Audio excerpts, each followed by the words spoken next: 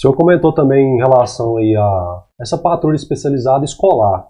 O senhor também teve um período ali no colégio militar, né? Inclusive, Passei. é um dos colégios assim, Passei no melhores, escolar né? também. No escolar também, não sabia Eu fui do não, batalhão escolar, faca na lancheira.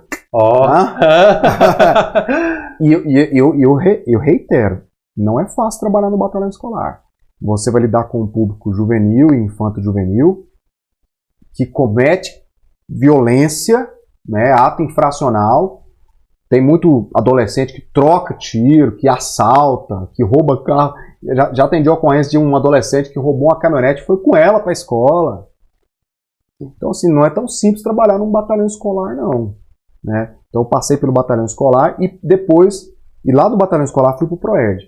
E eu participei, pelo meu perfil de gostar de educação, né, a gente acaba ficando conhecido. Eu também já trabalhei na academia de polícia, onde eu sou instrutor, né? Tive a honra de ter aula com o sargento aqui lá, tá? Defesa pessoal. Porque eu sou faixa preta de judô e eu sou professor da academia de polícia desde 2003. Por causa desse meu perfil de gostar da educação, eu fui convidado para participar da expansão de alguns colégios militares, como Polivalente Modelo Vasco dos Reis, ali na Avenida Mutirão, em Goiânia, como Hugo de Carvalho Ramos, que é perto do Flamboyant, e o colégio agora, por último, que eu passei por ele, foi o Major Oscar Alvelos, no Parque Ateneu. E lá nessas escolas eu tinha o papel de atuar como educador, mas eu também tinha o papel de desenvolver o ser humano. Nessa última passagem, especialmente lá no Major Oscar Alvelos, Deus me deu a oportunidade de trabalhar com os alunos de inclusão. De alguma forma eu tinha que tentar projetar o trabalho que a escola fazia com esses meninos. E lá nós tínhamos o Richards, que não tem os braços, mas toca violino e hoje ele é instrutor de tiro. Um dia eu falei pro Richards, eu chamava ele de Richards, depois que eu aprendi com a família dele que ele chama Richards. Eu falei para ele assim, você pode ser o que você quiser da vida, assim como eu também posso ser. Ele falou assim, eu quero ser policial. Eu falei, você pode. E aí, mas a gente sabe que o adolescente ele quer uma coisa, depois a vida dele vai tomando novas formas e ele vai descobrir que apareceu talvez seja melhor do que o que ele queria. E hoje ele é instrutor de tiro, o cara atira com os pés, melhor do que eu e o marido. O cara é ferroado. E ele pega tudo, ele municia o carregador. Eu já vi marmanjo não dá conta de municiar carregador. Municia o carregador com o pé. Agora. Ele põe o pezinho lá, ó, e já coloca a pistola, dá o golpe. Então eu tinha esse garoto que eu acompanhava, olha que trabalho top, né? Ah, mas isso não é policiamento. Mas já que a escola tem, que a polícia tem escola, e o policial trabalha lá, e eu tinha habilidade da educação, eu fui aproveitado lá. Quero até mandar um abraço pro meu amigo Coronel Biratã, que foi com ele que eu trabalhei a maioria dessas vezes no colégio militar. O outro menino que tinha lá, que era surdo, tocava na orquestra.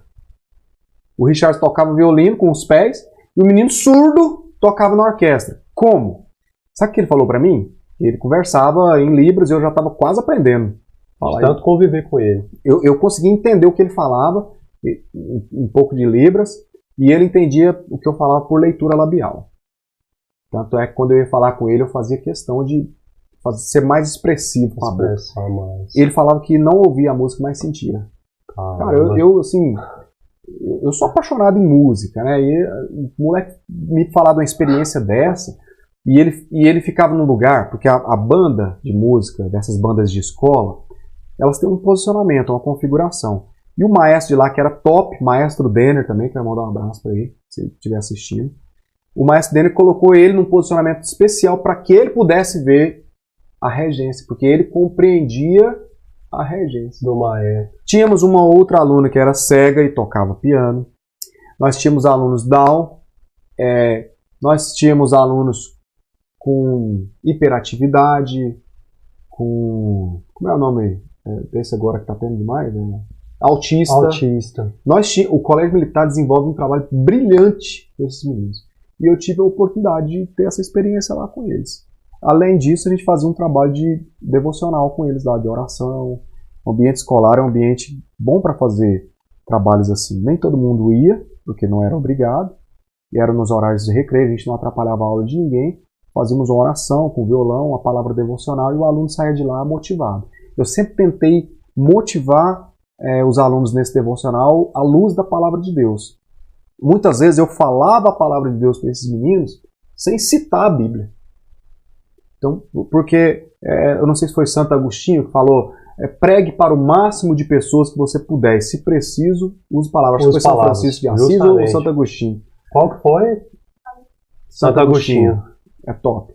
Eu gosto dele. Demais. Então, ele usou esse termo, foi muito sábio, porque a gente não...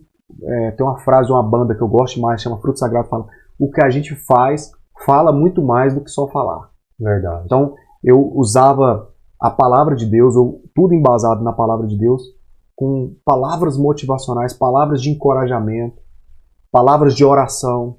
Pessoas foram curadas dentro da escola, através da fé.